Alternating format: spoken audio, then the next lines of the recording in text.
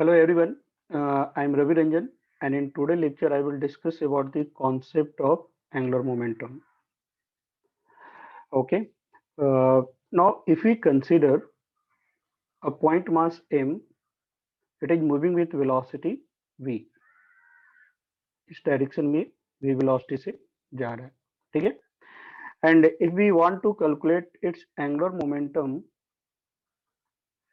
about a point O, here is a point O such that that vector is the r vector. Here r is the position vector of point mass m with respect to O. Then about O, angular momentum is defined as about O, angular momentum, it is defined as the r cross p, where p is the linear momentum. You know the linear momentum is the product of mass and velocity. So p is m into v. सो यहाँ जो particle है v velocity से जा रहा है तो इसका momentum क्या होगा, लीनियर मोमेंटम एम भी होगा, ठीक है. और एंगुलर मोमेंटम पॉइंट ओ के अबाउट अगर देखेंगे so it is defined as the here it is L equal to r cross p. तो ये जनरल कॉन्सेप्ट है, किसी भी पॉइंट के अबाउट अगर एंगुलर मोमेंटम मूविंग पार्टिकल का आपको ऑब्टेन करना है तो ठीक है. हम पॉइंट ओ के अबाउट इस पार्टिकल का लिख रहे हैं तो आर क्रॉस पी है. Now what is r here, here r is the position vector of point mass m with respect to O. So it is position vector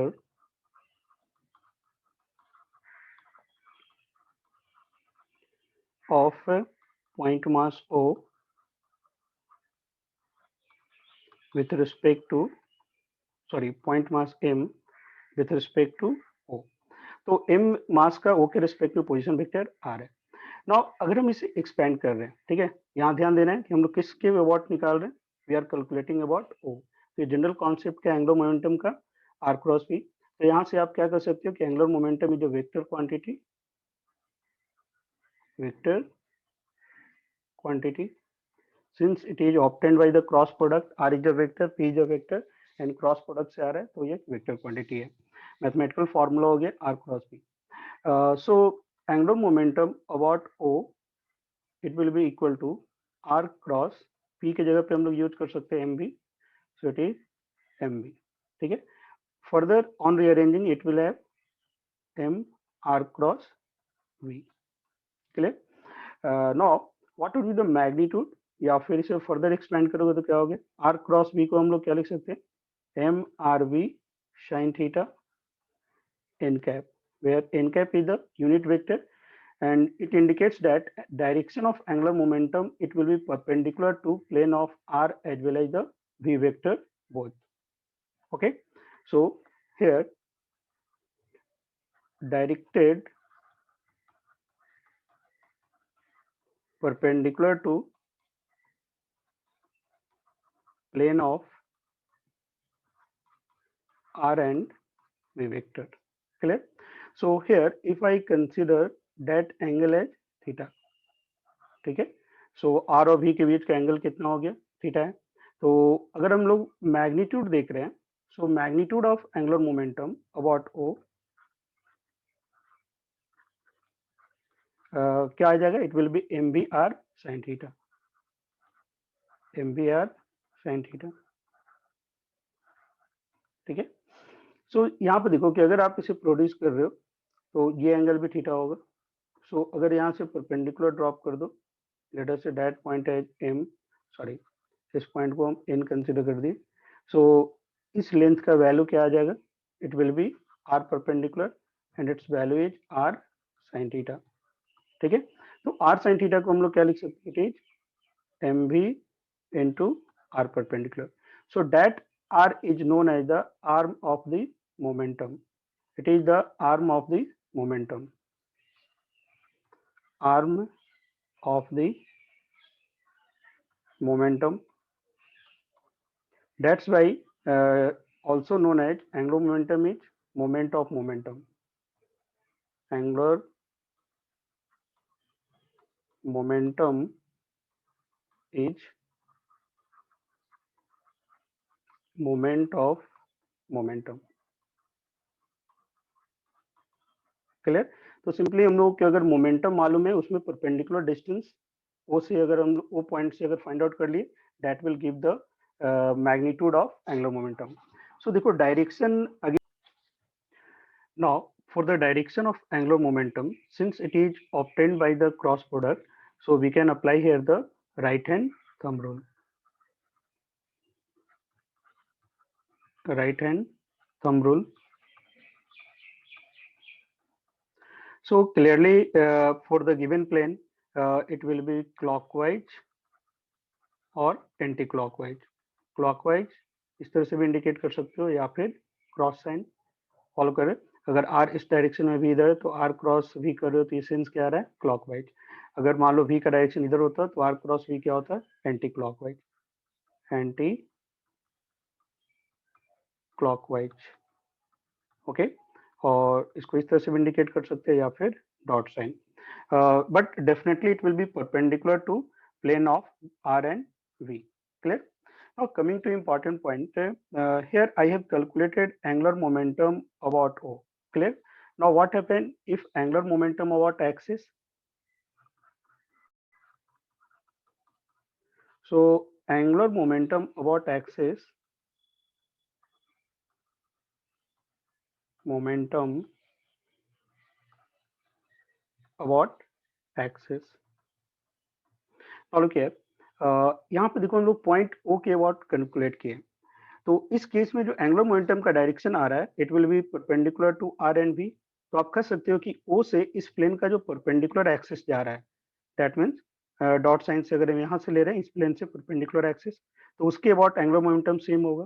ठीक है, फॉलो कर रहे हैं। सो एंगुलर मोमेंटम अगर हम एक ऐसा एक्सिस ले रहे हैं which is perpendicular to plane of r and v and passing through O, what axis passing through O and perpendicular to R and V. Clear? So it will be same as the angular momentum about O. Follow कर रहे हो? So that means it will be same as mvr sin theta. It is mvr sin theta जो हम लोग already obtain कर चुके हैं। But point ओ से आप देखो infinite number of axis pass हो सकता है। ठीक है, कुछ एक्सिस आर और वी के प्लेन से परपेंडिकुलर भी हो सकता है जो कि, और उस एक्सिस के बाद देखोगे तो एंगुलर मोमेंटम आपका सेम ऑब्टेंड होगा जो हम लोग यहाँ पे कैलकुलेट किए। ठीक है, so any other axis which is not perpendicular to the plane of R and V, you have to take component of angular momentum about that axis. I mean to say, for other axis about O, for other axis about O, through O, which is not perpendicular to plane of R and V, which is not perpendicular to plane of R and V. ठीक है, so in that case you have to take the component of angular momentum about the perpendicular axis. Clear? So we have to take component of angular momentum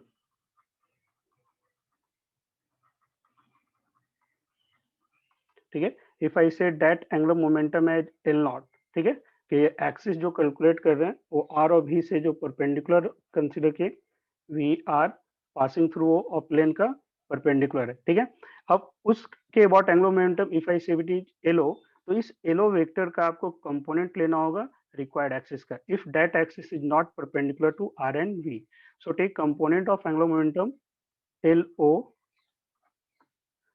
along the required axis. ठीक है, चलो हम इसे explain करने के लिए एक example लेके एक डायग्राम हम ले रहे हैं उससे एक्सप्लेन करने की कोशिश कर रहे हैं आपको। ठीक है, सो यहाँ पे समझने की कोशिश करना। लाइक अगर मान लो कि इस तरह का एक हॉरिजॉन्टल सरफेस है और यहाँ पे एक व्हील जो है मूव कर रहा है। ठीक है, एक व्हील हम कंसिडर किए या सिलेंडर या डिस्क कुछ भी ले लो, इस तरह से जा रहा है सच दैट कि इसका सेंटर ऑफ मास जो है वो v वेलोसिटी से मूव कर रहा है।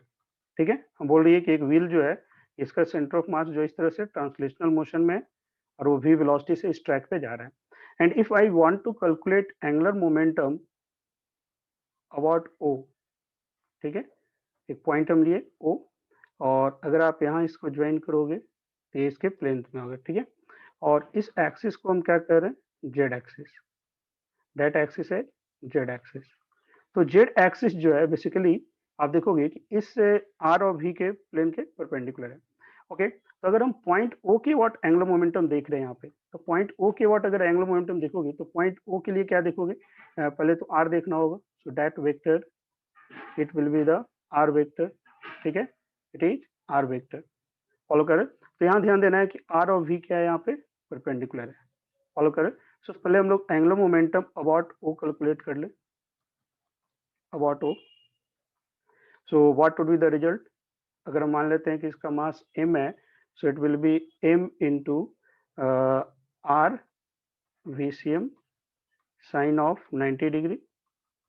ठीक है, सो बेसिकली ये आ रहा है MRV, मैग्नीट्यूड हम दिए यहाँ पे। ठीक है, MRVCM।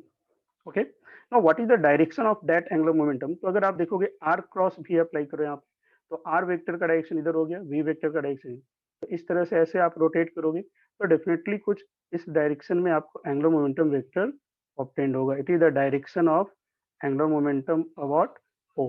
फॉलो कर रहे हैं, अगेन हम रिपीट कर रहे हैं इसको, थोड़ा सा राइट हैंड थंब रूल से आपको एक्सप्लेन करने की कोशिश कर रहे हैं। रफली देखो, अगर मान लेते हैं कि हम राइट हैंड थंब रूल यहाँ पे अप्लाई कर रहे हैं,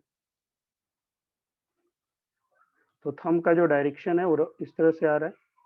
ठीक है, समझ जाइएगा आप लोग, है ना।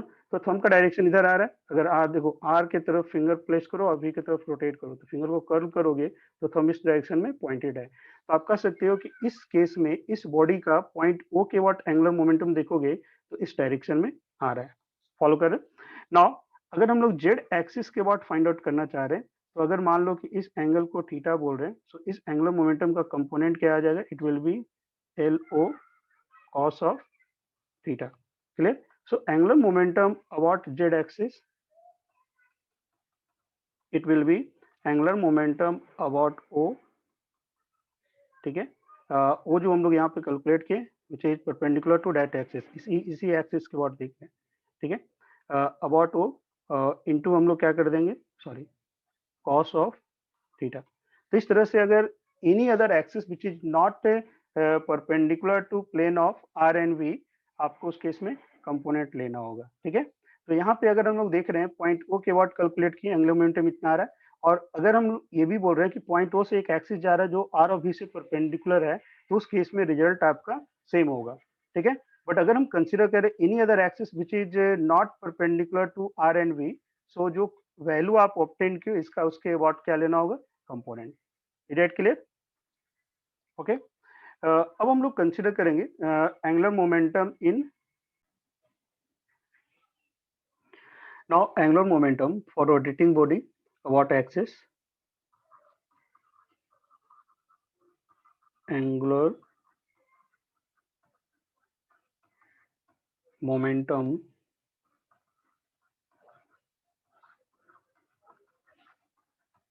For rotating body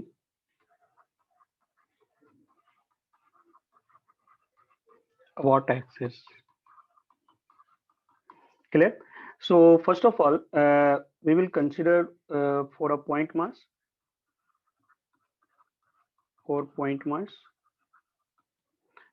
if I say an axis like that, it is a axis and a body of mass, sorry, a point mass m is rotating about the given axis. इस एक्सिस के what क्या हो रहा है, rotate हो रहा है। Late us से angular velocity is omega. Follow कर, सो if at any instant its angular velocity is omega and it is rotating in a circle of radius r, then velocity it will be along the tangential and magnitude of v at that instant it will be omega into r. So how much angle between r and v? So definitely that angle it will be 90 degree. कर सकते हो, ठीक है। So angular momentum about axis क्या होगा, अगर हम लोग देखेंगे so it is equal to, again definition वही है, एम आर क्रॉस भी, ठीक है। सो आर और वी के बीच में एंगल 90 है, सो क्रॉस प्रोडक्ट अगर परफॉर्म करोगे so it will be M V R sine 90 n cap. N cap, that means direction of angular momentum, again it will be perpendicular to r and v, so it will be along the axis, तो axis के along ही होगा। so ये value आपका क्या आ रहा है, M V are. और इसको अगर फर्दर रीअरेंज करोगे v equal to omega R, so it will be M R square into omega. And what is M R square here, you know, M R square is the moment of inertia of that mass about the axis, so it will be equal to moment of inertia about axis into omega.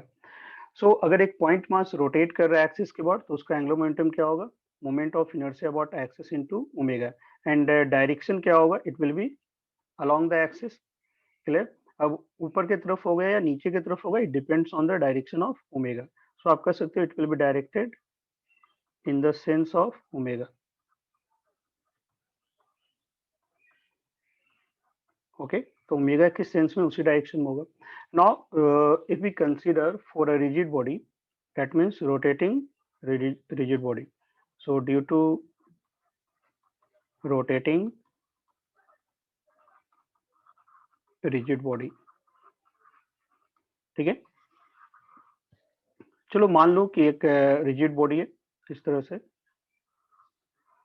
ठीक है, and that body is rotating about this axis, इस axis के about ये rotate हो रहा है, कोई जरूरी नहीं है सेंटर ऑफ मास एक्सिस, कोई भी आर्बिट्ररी एक्सिस है, और मान लो इसका एंगुलर वेलोसिटी क्या है, ओमेगा है।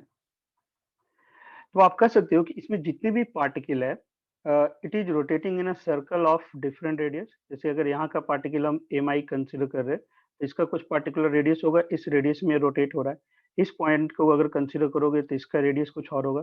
तो हर एक पार्टिकल इस रिजिड बॉडी का एक एक्सिस, इसी एक्सिस के अबाउट रोटेट हो रहा है with the same omega. Etch particle will have the same omega about the given axis. Clear. So angular momentum etch particle का इस एक्सिस के अबाउट निकालोगे, तो उसको फिर अगर हम समेशन करेंगे, then it will be angular momentum about axis. So finally summation करोगे तो summation of L I, ith particle का हम लोग निकाल कर फिर उसको समेशन करेंगे, then it will give angular momentum about the axis net, sorry, net moment of inertia into omega. Clear. तो कोई भी बॉडी अगर रोटेट कर रहा है किसी एक्सिस के अबाउट, तो वहां पे एंगुलर मोमेंटम हम लोग इसी फॉर्म में लिखेंगे, आई इनटू ओमेगा, ठीक है। As for example you may take here like a rod is rotating, मान लो एक रॉड है और इस पॉइंट पे हिंज्ड है और यहाँ से रोटेट कर रहा है, फॉलो कर रहा है। तो इस केस में इसका एंगुलर मोमेंटम क्या होगा, I about axis into omega. उस इंस्टेंट का जो ओमेगा होगा उसको यूज करेंगे, that is angular momentum about the axis, ठीक है। Now we will discuss about angular momentum in combined translation and rotation. So here हम लिख ले रहे angular momentum in combined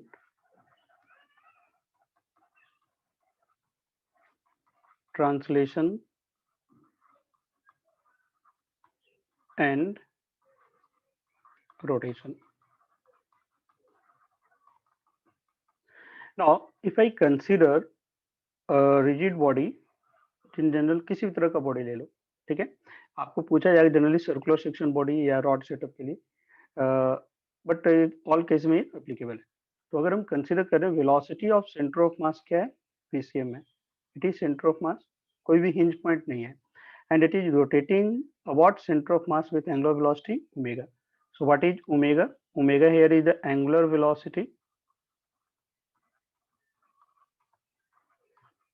about center of mass, clear, and VCM is translational velocity, ठीक है, of center of mass। so body rigid है, इसका मतलब each particle का translational velocity क्या होगा, VCM ही होगा, ठीक है। और each particle center of mass के बाद ओमेगा से क्या हो रहा है, रोटेट हो रहा है, ठीक है। now if I want to calculate angular momentum about point O. यहाँ पे हम पॉइंट O ले रहे हैं, इसके अबाउट हम लोग एंगुलर मोमेंटम कैलकुलेट कर रहे हैं, ठीक है। सो चलो देखो यहाँ पे, अगर इस वेक्टर को हम कंसीडर कर रहे हैं आर वेक्टर, ठीक है, और वी का डायरेक्शन इधर है और इन दोनों के बीच का एंगल क्या है, थीटा। हम लोग किस पॉइंट के अबाउट लिख रहे हैं, एंगुलर मोमेंटम अबाउट ओ। कोई जनरल आर्बिटरी पॉइंट हो गया है ना, ओ पॉइंट के अबाउट लिख रहे हैं। ध्यान देना यहाँ पे बॉडी रोटेट कर रहा है सेंटर ऑफ मास के अबाउट ओमेगा से और ट्रांसलेट भी कर रहा है, so it is combined translation and rotation. So देखो इसका जो जनरल कॉन्सेप्ट है क्या कि हम लोग एक आईएथ पार्टिकल कैलकुलेट कर कंसीडर करेंगे। मान लो कि यहाँ पे हम एक आईएथ पार्टिकल लिए, इसका मास हम लिख रहे हैं एम आई, बॉडी का मास हम ले रहे हैं M, M is the total mass. Okay, तो आईएथ पार्टिकल का देखोगे तो नेट वेलोसिटी क्या होगा, तो definitely due to translational motion it will have velocity vcm, और रोटेशनल मोशन देखोगे तो ये इस रेडियस में रोटेट हो रहा है, ठीक है। इसे हम कंसीडर कर सकते हैं position vector of ith particle with respect to centre of mass. Follow करो तो IRCM, तो इस रेडियस में ये क्या हो रहा है, रोटेट कर रहा है। तो रोटेशन के कारण देखोगे तो इसमें एक वेलोसिटी इस लाइन से परपेंडिकुलर आएगा, ठीक है। So that is omega into IRICM। Follow कर रहे, तो इसको हम लोग लिख सकते हैं velocity of ith particle with respect to centre of mass, clear. और ट्रांसलेशन मोशन के कारण इधर आ रहा है, तो नेट वेलोसिटी ith पार्टिकल का आपका समाव इन दोनों का रिजल्टेंट हुआ। लाइक इधर मान लो vi the resultant velocity, clear. So अगर हम लोग पोजीशन वेक्टर देखेंगे इसका from the O, so ith particle का पोजीशन वेक्टर अगर हम लोग यहाँ पे लिख रहे हैं it is R I, okay. So angular momentum about O, clear, it will be the summation of angular momentum of each particle about O, clear. तो सबसे पहले हम लोग ith पार्टिकल का एंगुलर मोमेंटम लिखेंगे तो क्या होगा, एम आई, और पॉइंट ओ से इस ith पार्टिकल का पोजीशन वेक्टर आर आई है, so it is R I cross V I, clear. और इसी का आपको समेशन करना है, क्लियर। और अगर हम लोग इसे रीअरेंज करेंगे, so here what is V I, clearly V I the vector summation of VCM and VICM, clear. So यहाँ पे आप लिख सकते हो where VI is the vector summation of velocity due to translation and velocity due to rotation, or you can say with respect to center of mass. So it is VCM plus VICM, okay, and RI is the position vector of ith particle with respect to O. तो अगर हम लोग यहाँ से vector summation use करेंगे, so it will be RI plus sorry RCM, इसको लिख सकते हो, that is RCM, it is RCM, so it is RCM plus हम लोग लिखेंगे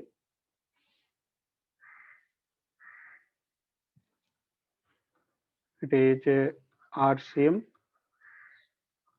plus and position vector of ith particle with respect to center of mass it will be RICM, okay. And जब आप summation करोगे तो finally आपका जो result obtained होगा उसे हम यहाँ पे लिख रहे हैं, सो दैट रिजल्ट इज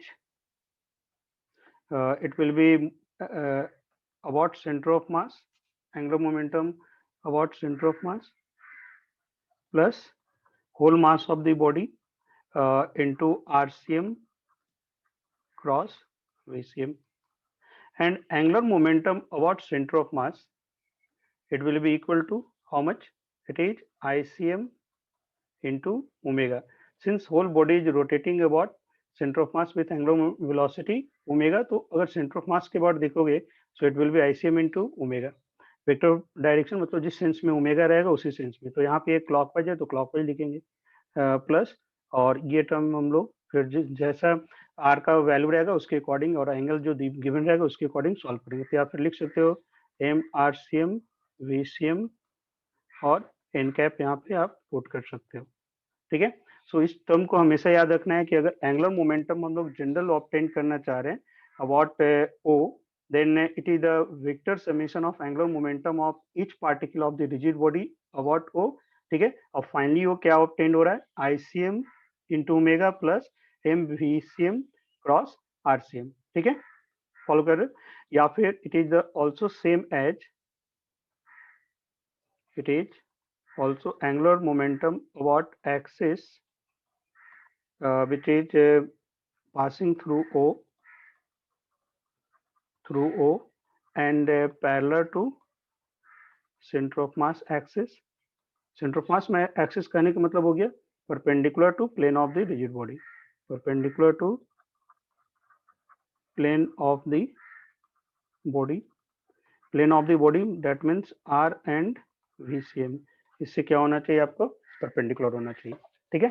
तो कहीं भी combine and translation and rotation है तो हम लोग इस कॉन्सेप्ट को यूज करके फाइंड आउट कर सकते हैं, ठीक है। अगर इसका डेरिवेशन पे जा रहे हो तो फर्दर इसको पुट करके सॉल्व करोगे तो यहाँ से ऑब्टेंड होगा। चलो हम उसका भी आइडिया दे रहे हैं कि कैसे वो रिजल्ट ऑब्टेंड हो जा रहा है, ठीक है। देखिए तो अगर हम इसे सॉल्व करेंगे, angular momentum about O, so it is summation of M I, ठीक है। आर आई और वी आई का वैल्यू पुट करेंगे। सो अगर आर आई और वी आई का वैल्यू पुट कर रहे हैं सो यू में write it as R I C M plus R C M cross क्या हो गया V I C M plus V C M, okay. And further इसे हम लोग सॉल्व करेंगे so it will be summation of M I, यहाँ पे 4 term आएगा, क्रॉस प्रोडक्ट परफॉर्म करोगे। So one of the term is R I C M cross V C M आएगा, we I C M sorry, and plus summation of since VCM is same for each particle, so MI RICM vector form and it is cross product with VCM and plus आपको क्या obtained होगा RCM cross हम लोग use करेंगे, summation of इसके साथ आ जाएगा आपका MI तो रहेगा ही, MI VICM and then summation of MI RCM cross VCM, ठीक है। अब आप देखो कि अगर हम कंसिडर कर रहे हैं आरसीएम का आरसीएम के रिस्पेक्ट में ये वैल्यू क्या ट्रांसफॉर्म हो जाएगा, that value it will be zero, ये वैल्यू आपका जीरो होगा। सिमिलरली अगर इस वैल्यू को देखेंगे तो ये वैल्यू भी क्या होगा, जीरो, क्योंकि अगर सेंटर ऑफ मास का सेंटर ऑफ मास से ही डिस्टेंस देखेंगे तो क्या आएगा, जीरो ही आएगा। ये position of centre of mass बताएगा with respect to centre of mass, उसी तरह से velocity of centre of mass बताएगा with respect to centre of mass. So these two term, ये दोनों टर्म आपका क्या हो जाएगा, जीरो हो जाएगा। ये आपका टर्म क्या ट्रांसफॉर्म हो जाएगा, zero, it will B also zero, ठीक है। और समीशन ऑफ टोटल मास क्या हो जाएगा, एम। सो फर्दर अगर आप सॉल्व करोगे तो वैल्यू क्या ऑब्टेन हो जाएगा, it will be summation of M I R I C M cross V I C M, that means it will be I omega, ठीक है, I C M into omega plus ये term आ रहा है, ये total mass M हो गया, M into R C M cross क्या हो रहा है, वी सी एम, ठीक है। एंड दैट टर्म, ये टर्म फर्दर हम लोग इसको क्या लिखेंगे, it will be I C M into omega plus M R C M cross V C M, okay. तो इस तरह से अगर हम लोग इन्हीं पॉइंट अगर के अबाउट फाइंड आउट करना चाह रहे हैं, about point O for a rigid body in case of combined translation and rotation it will be ICM plus MRCM cross VCM। Now I am taking an example और उसके बाद इसे explain करने की कोशिश करेंगे। तो आपको जनरली क्या पूछा जाता है, सर्कुलर सेक्शन बॉडी का, है ना। चलो यहाँ पे एक सर्कुलर सेक्शन बॉडी हम कंसीडर कर रहे हैं, ठीक है। Here is a circular section body, ठीक है। सेंटर ऑफ मास का वेलोसिटी चलो हम मान रहे हैं V0 और ये सेंटर ऑफ मास के what, C is the centre of mass and it is rotating with angular velocity omega. ठीक है, तो कंबाइंड ट्रांसलेशन एंड रोटेशन है। वेरियस पॉइंट हम यहाँ पे लोकेट कर रहे हैं। Here is point A, that point is C, it is B, it is D, और इस पॉइंट को हम ई कंसीडर कर रहे हैं। ठीक है, और ऑल पॉइंट के अबाउट हम लिखने की कोशिश करेंगे एंगुलर मोमेंटम का एक्सप्रेशन क्या होगा। ठीक है, so first of all about A, तो इन जनरल कॉन्सेप्ट क्या है, इन जनरल अभी आप पढ़े हो कॉन्सेप्ट क्या है, angular momentum about O it will be equal to ICM into omega plus MRCM cross क्या करना है VCM, इसको आपको यूज करना है। ठीक है, तो सबसे पहले हम लोग ए पॉइंट के अबाउट देख रहे हैं, about A. So A point के बाद तो ICM into omega as it is रह गया, तो बॉडी का शेप जैसा रहेगा उसके अकॉर्डिंग मोमेंट ऑफ इनर्शिया हम लोग यूज करेंगे। बॉडी सेंटर ऑफ मास के बाद रोटेट हो रहा है तो ICM इंटू ओमेगा, और ओमेगा देखो क्लॉकवाइज है तो हम यहाँ पे क्लॉकवाइज सेंस यूज कर दे रहे हैं, आप इसे क्रॉस भी यूज कर सकते हो। प्लस नाउ पॉइंट ए से देखोगे तो पॉइंट ए से आर का डायरेक्शन क्या हो गया, नीचे आ गया, और भी इधर है, तो आर क्रॉस बी करोगे तो क्या आ गया, और ये आर कैपिटल आर चलो दे दिया गया। सो आरसीएम बेसिकली कैपिटल आर हो गया मॉडुलस, तो एम आर और वीसीएम वी नॉट हो गया, और आर क्रॉस भी कर रहे हो तो कौन सा सेंस आ रहा है, पॉइंट ए से देखना है ना, पॉइंट ए से सेंटर ऑफ मास का डिस्टेंस नीचे है, तो आर वेक्टर डाउनवर्ड हो गया, वी इधर है, तो एंटी क्लॉकवाइज सेंस आ गया। ठीक है, तो अगर क्लॉकवाइज को पॉजिटिव रख रहे हो तो रिजल्ट क्या हो गया, it will be ICM omega minus M V not R and whole it is directed clockwise. Now angular momentum about C,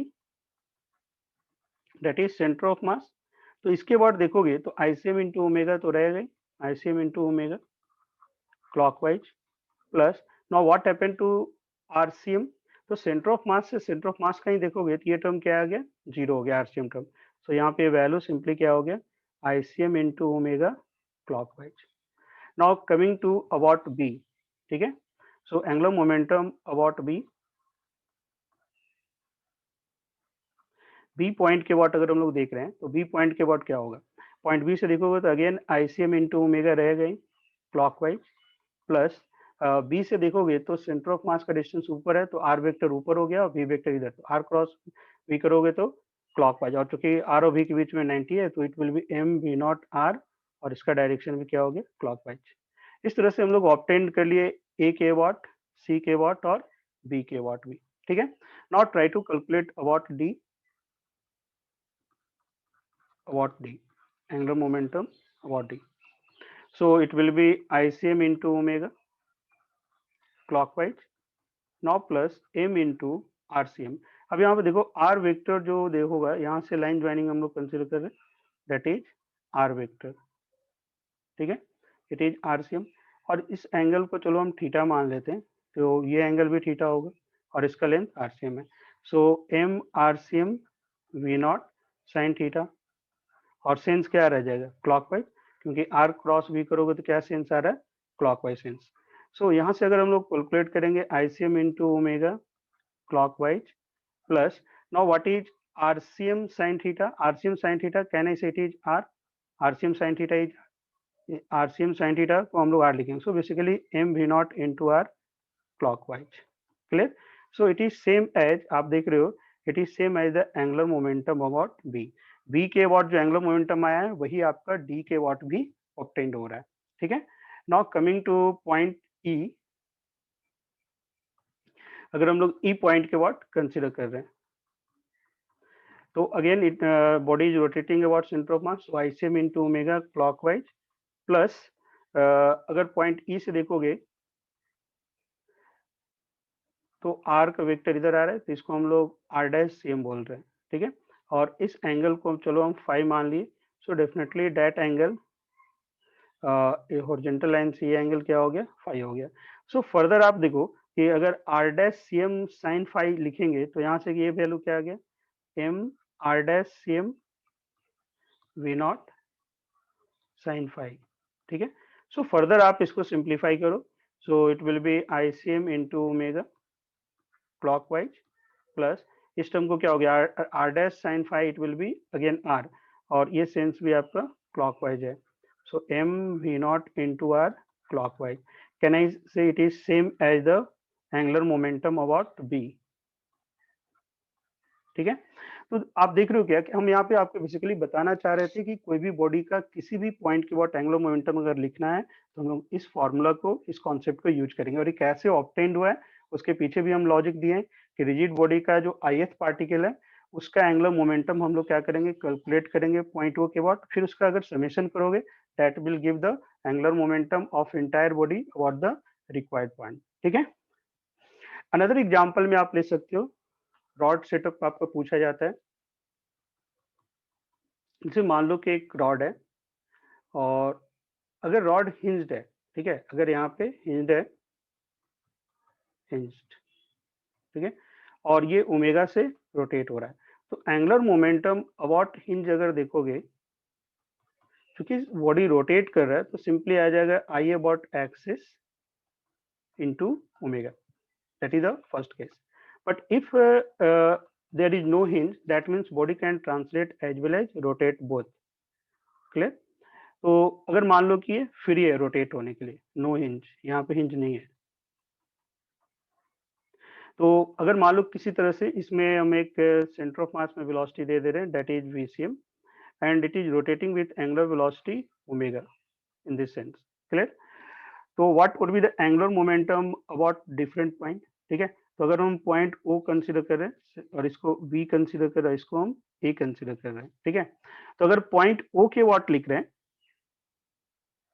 about O सो ओ से ही ओ का अगर देखोगे तो आरसीएम वाला टर्म जीरो हो गया तो सिंपली आ जाएगा moment of inertia about centre of mass into omega here O is the centre of mass ठीक है अगर हम पॉइंट ए के अबाउट कंसीडर कर रहे हैं तो आईसीएम इंटू ओमेगा तो रहेगा ही ठीक है फॉलो कर रहे हैं और ये सेंस क्या है आपका एंटी क्लॉकवाइज है प्लस ये पॉइंट से देख रहे हो तो ये पॉइंट से अगर आप ऑब्जर्व कर रहे हो तो ये पॉइंट से सेंटर ऑफ मास आपका इस डायरेक्शन में हो गया ठीक है और ये डिस्टेंस एल बाई टू अगर मान लो कि लेंथ इसका मास एम है और लेंथ एल है तो एल बाई टू तो M into L by two V C M और 90 डिग्री है और डायरेक्शन क्या है एंटी क्लॉकवाइज ठीक है now consider about B B के अबाउट देखोगे तो क्या होगा I C M into omega तो रहेगा ही एंटी क्लॉकवाइज बट अगर बी से आप देख रहे हैं तो आर इधर हो गया ठीक है और आर क्रॉस बी करोगे तो क्या आ गया clockwise sense so M L by two VCM clear and it is clockwise so अगर एंटी क्लॉकवाइज को हम पॉजिटिव मान रहे हैं so ICM into omega minus M L by two VCM net क्या हो गया आपका एंटी क्लॉकवाइज इस तरह से हम लोग डिफरेंट पॉइंट के वाट कैलकुलेट कर सकते हैं आप कोई भी आर्बिट्ररी पॉइंट जैसे मान लो कि यहाँ से हम एक पी पॉइंट कंसिडर किए सच दैट कि यहाँ से एक्स डिस्टेंस पे है तो इसके वाट भी हम लोग एंगुलर मोमेंटम का एक्सप्रेशन लिख सकते हैं चलो उसे भी लिखने की कोशिश करो ठीक है angular momentum about x so what happened so हम आपको बताया है कि आईसीएम इंटू जो कि कंबाइंड ट्रांसलेशन और रोटेशन है so it is ICM into omega follow कर रहे and it will B anti clockwise now P point से देखोगे तो ये एक्स है और बी परपेंडिकुलर है सो यहाँ से आपका आ गया M X into V C M पर डायरेक्शन क्या रहेगा आपका क्लॉकवाइज ठीक है so finally it will be I C M omega minus M V C M X anti clockwise so इस तरह से आप देख रहे हो कंबाइंड ट्रांसलेशन में हम लोग कैसे लिख रहे हैं angular momentum now coming to previous example अगर इस एग्जांपल में देखोगे तो आप क्या एक पॉइंट ऑब्जर्व किए angular momentum about B angular momentum about D and angular momentum about E इन तीनों पॉइंट के अबाउट एंगुलर मोमेंटम सेम हो रहा है ठीक है तो इसका मतलब क्या है कि हम लोग बोल सकते हैं एंगुलर मोमेंटम कंजर्व है ठीक है so now coming to concept of conservation of angular momentum so before going to that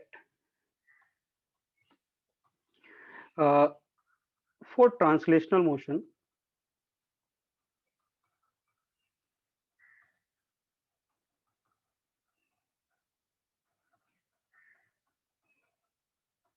you know force is the rate of change of momentum So it is dp by dt.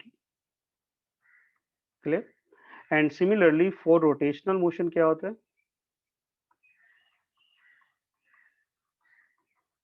Rotational motion, तो force का role play करेगा torque, ठीक है, और equivalent term, और यहाँ पे क्या आ जाएगा dl बाई dt, ठीक है। इसको आप रफली देख सकते हो कि अगर हम एक पॉइंट एक्सिस कंसिडर कर रहे हैं, ठीक है, तो अगर यहाँ पे आप एक फोर्स अप्लाई कर रहे हो और इस फोर्स का कुछ टॉर्क आ रहा है, तो टॉर्क इक्वल टू हम लोग लिखते हैं आई अल्फा, लिखते हैं ना, ठीक है। और एंगुलर मोमेंटम टर्म क्या होता है? आई इंटू ओमेगा। तो D L by D T क्या हो गया? What is the D L by D T? So it is I into D omega by D T. Follow कर रहे? सो that is I into alpha. So torque basically it is equal to rate of change of angular momentum with respect to time. Similarly for translational motion और force का definition में हम लोग क्या लिखते हैं? It is rate of change of linear momentum. Now if we rearrange it, f into dt that is equal to dp. Now integrating both sides, you will have integral f dt, it is equal to integral dp. Clear? Integral DP means change in linear momentum, और already आपको concept है integral F D T को हम लोग क्या बोलते हैं? Linear impulse.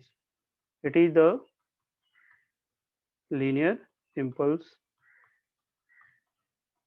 Okay, and delta P U can say it is change in momentum. So final momentum minus क्या है? इनिशियल मोमेंटम, ठीक है। तो लीनियर इम्पल्स किसके इक्वल हो गया आपका? फाइनल मोमेंटम माइनस इनिशियल, है ना। तो ये ऑलरेडी आप पढ़ चुके हो। तो अगर हम लीनियर इम्पल्स को आई से इंडिकेट करें, so I vector which is equal to integral F D T, और पी आई को लेफ्ट में लेते हैं, तो चलो I vector it is equal to P F minus P I, ठीक है। और you may write it as P I plus I it is equal to P F. Clear? So that equation is known as linear impulse equation.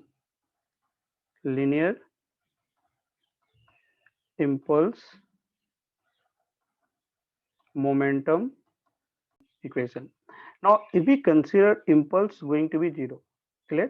If linear impulse, that means integral f dt equal to zero.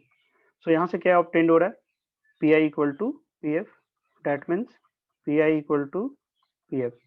और it is also known as the conservation of linear momentum. तो conservation of linear momentum already आप पढ़ चुके हो, है ना। अब हम जस्ट इसको रिलेट कर रहे हैं रोटेशनल मोशन में जो टर्म यूज कर रहे हैं, force equal to DP by dt that is in translational motion, and for rotational motion responsible factor is torque. Torque is defined as the rate of change of angular momentum. So if you rearrange that expression, so tau into dt it is equal to dl. Now integrating both sides, so integral tau dt which is going to be equal to integral dl, and integral dl is change in angular momentum. Clear? That is final angular momentum minus initial angular momentum, and that term is known as the angular impulse. Now look here, integral f dt is the linear impulse, here it is angular impulse.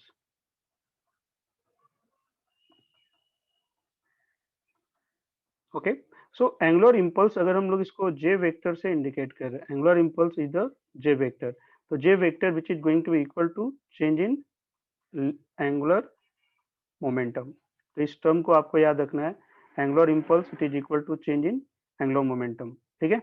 सो अगर आपको किसी भी system में दिया हुआ है कि angular impulse zero है, ठीक है, या चलो इसको अगर रीअरेंज कर रहे हैं, so L I equal to क्या हो गया?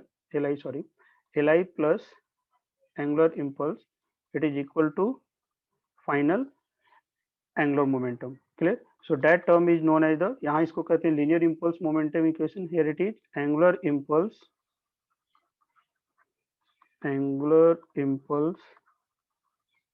momentum equation. Now if we consider angular impulse which is integral tau dt, equal to 0। तो अगर एंगुलर इंपल्स टर्म 0 हो गया तो आप कह सकते हो initial angular momentum equal to final. So in that case Li equal to LF and that is known as the conservation of angular momentum. Follow कर रहे?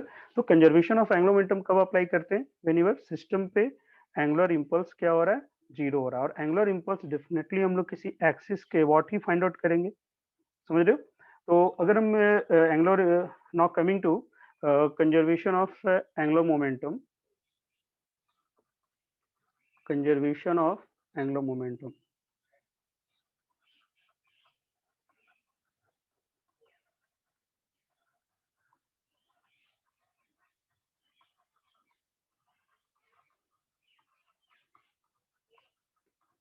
तो अभी जस्ट आपको एक्सप्लेन किए कि अगर सिस्टम का एंगुलर इंपल्स 0 है, if angular impulse about a point or you can say axis is 0, ठीक है? और एंगुलर इंपल्स 0 का मतलब क्या हो गया? Torque about that axis 0, that is net torque about axis or point equal to 0. So in that case initial angular momentum equal to क्या होगा? Final. Clear? Or we can say angular momentum will be conserved. Angular momentum will be conserved. Okay, so it is known as conservation of angular momentum. ठीक है? सो conservation of angular momentum होने के लिए सबसे important क्या है कि आपको कोई ऐसा पॉइंट और एक्सिस चूज करना होगा जिसके अबाउट नेट टॉर्क और नेट इंपल्स क्या हो रहा है? 0 हो रहा है। ठीक है? तो अगर इस केस को हम एक एग्जांपल से एक्सप्लेन करना चाहेंगे, लाइक अगर हम कंसीडर कर रहे हैं एक रॉड हम ले रहे हैं, ठीक है? It is hinged at that point और इस पॉइंट को हम H बोल रहे हैं, ठीक है? And rod with mass m1 and its length is L. Here is a particle of mass m2 which is moving with velocity u और ये इसको इस पॉइंट पे जाकर हिट करता है। तो जब ये हिट करेगा तो उस केस में आप देखोगे कि इस पॉइंट पर एक इम्पल्सिव फोर्स आया, मतलब उसमें एक कोलिजन इम्पल्स आ रहा है, पार्टिकल पे भी कोलिजन इम्पल्स होगा। साथ ही साथ ये पॉइंट आगे जाना चाहेगा तो यहाँ से एक हिंज पॉइंट का इम्पल्स आएगा, ठीक है? अब अगर हम लोग इस पॉइंट पर देख रहे हैं एंगुलर, मान लो ये पॉइंट सेंटर ऑफ मास है, so about centre of mass taking two mass as a system, can I say net torque about center of mass due to impulse at hinge, it is not equal to 0. अगर centre of mass के बाद देखोगे तो जितना IC का torque होगा उतने ही इस मास m2 पे भी जो IC है उसका टॉर्क होगा, तो ये दोनों कैंसिल आउट हो जाएगा सिस्टम मानने पे इस पॉइंट पे, ठीक है? बट अगर हिंज इंपल्स को देख रहे हो तो इसका एक परपेंडिकुलर डिस्टेंस आ रहा है तो इसके कारण एक टॉर्क आ रहा है, तो इस केस में कंजर्वेशन ऑफ एंगुलर मोमेंटम क्या बोलोगे? विच is not applicable about the hinge, sorry, about the center of mass, ठीक है? But if you consider about the hinge, now considering about H, ठीक है? तो H पॉइंट के बाद देखोगे तो ये जो इम्पल्सिव फोर्स है, इम्पल्स जो आ रहा है इसी पॉइंट से पास कर जा रहा है, सो नेट टॉर्क क्या हो जाएगा about hinge? It will be 0। Follow करें? So in that case conservation of angular momentum will be applicable.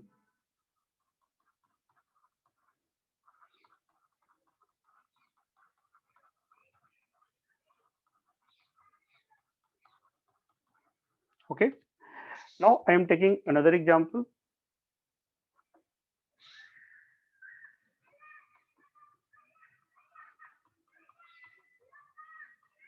Okay, here is a circular section body, ठीक है? सेंटर ऑफ मास का हम वेलोसिटी दे दिए v नॉट और इसको एंगुलर वेलोसिटी दे दिया गया है ओमेगा नॉट, और ओमेगा नॉट हम दे रहे हैं v not by 2r। So if you look at the, और मान लो एक हॉरिजॉन्टल फ्लैट सरफेस पे मूव कर रहा है और ये सरफेस रफ है, that surface is rough with some coefficient of friction. Now look at the forces acting on the body. तो पहले तो आपको देखना होगा क्या ये केस रोलिंग विथ स्लिपिंग है या विदाउट स्लिपिंग है। So at point of contact अगर आप देखोगे तो वी नॉट राइट वर्ड आ रहा है और omega not into R leftward, omega not into R, and its value will be V not by two. So basically point of contact जो है, point of contact it will have velocity V not by two rightward. Net velocity अगर हम point of contact का देखेंगे तो हम लोग कह सकते हैं कि net velocity is V not by two rightward, इस डायरेक्शन वेलोसिटी राइटवर्ड है। So it is the case of rolling with slipping, और फॉरवर्ड स्लिपिंग हो रहा है, forward slipping. Now indicate the forces acting on the body. तो forces अगर आप देखोगे तो one of the force is mg, weight, point of contact है तो यहाँ से एक नॉर्मल पास करेगा, और स्लिपिंग फॉरवर्ड हो रहा है तो यहाँ से फ्रिक्शन आ रहा है बॉडी पे, काइनेटिक फ्रिक्शन, ठीक है। So these are the forces. Now I am considering several point. तो अगर हम पॉइंट सी कंसीडर कर रहे हैं और इस पॉइंट को बी कंसीडर कर रहे हैं और इस पॉइंट को हम डी कंसीडर कर रहे हैं, ठीक है। सो अबाउट सी क्या नेट टॉर्क जीरो हो रहा है? देखो, तो अबाउट सी देखोगे तो torque of M G about C it will be zero, ठीक है। और उसी तरह से नॉर्मल भी उसी पॉइंट से पास कर जा रहा है तो उसका भी टॉर्क क्या हो जाएगा? Zero of normal force about C it will be zero. But torque of friction जो है सी पॉइंट के बाद जीरो नहीं हो रहा क्योंकि यहाँ से परपेंडिकुलर डिस्टेंस आ गया which is equal to R, ठीक है। So torque of friction about C it is not equal to zero. So यहाँ से क्या इंटरप्रेट हुआ कि अगर हम पॉइंट सी के बाद देखेंगे तो conservation of angular momentum applicable नहीं है, that is conservation of angular momentum, sorry, that means conservation of angular momentum is not applicable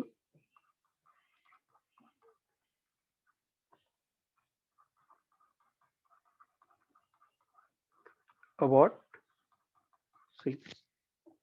Okay, here conservation of angular momentum about C is not applicable. But if you have there is no friction, clear, or rolling without slipping without external horizontal force, in that case conservation of angular momentum about C will be applicable. But if you apply here at the point of contact, or you can say B, that means about B or point of contact,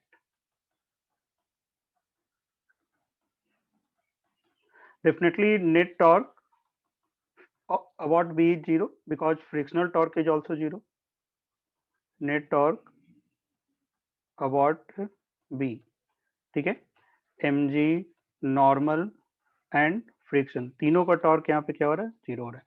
so here if you want to apply conservation of angular momentum you have to apply about the point B, that means point of contact. So about point of contact conservation of angular momentum is applicable. Not only about B, on this line about any point, अगर हम D point भी consider करें इसके about भी conservation of angular momentum applicable होगा। क्यों applicable होगा? इस पॉइंट को यहाँ से ध्यान से देखो। अगर हम डी पॉइंट के अबाउट कंसिडर करें तो mg का जो टॉर्क आ रहा है और नॉर्मल का टॉर्क एक दूसरे को कैंसिल आउट करेगा और फ्रिक्शन को प्रोड्यूस करोगे तो यहाँ से पास करेगा। सो अबाउट डी भी नेट टॉर्क जीरो है, ठीक है। सो सिमिलरली यू कैन से about D conservation of angular momentum will be applicable.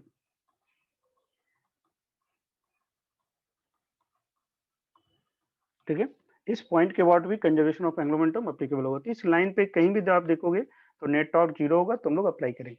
तो यहाँ से क्लियर होगा कि कंजर्वेशन ऑफ एंगुलर मोमेंटम के लिए क्या करना है, वैसे पॉइंट और एक्सिस को देखना है जिसके बाद नेट टॉर्क जीरो आ रहा है, ठीक है।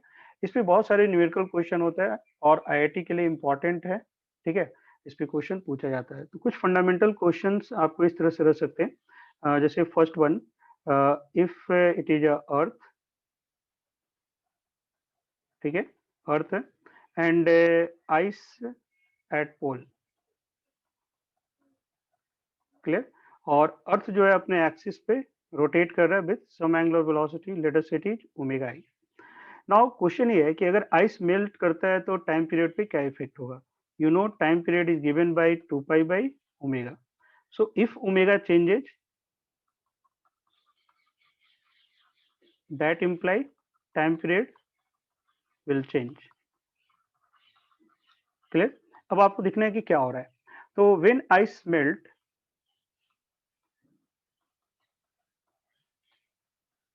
तो स्प्रेड आउट होगा आपका and it will move toward the equator, ठीक है, so it will be shifted toward the equator. तो इसका मतलब क्या होगा कि मास का डिस्ट्रीब्यूशन पहले नियरर टू एक्सिस था, अवे हो गया, that means mass shifted away from axis. So earth का अगर हम देखेंगे तो moment of inertia of earth about the axis, you can say it will increase. Moment of inertia axis के about क्या होगा, इंक्रीज होगा। अब आप देखो, अगर हम नेट टॉर्क देख रहे हैं, net torque about axis it is going to be zero, तो हम लोग यहाँ पे conservation of angular momentum apply कर सकते हैं about axis, it will be applicable, ठीक है। So initial angular momentum equal to final angular momentum.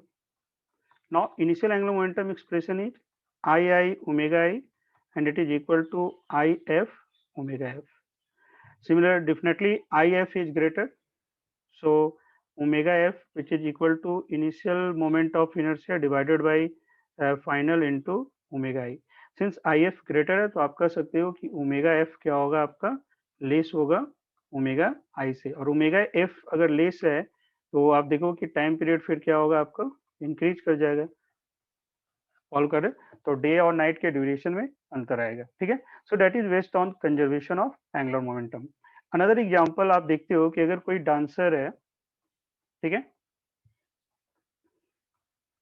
Like here is a person,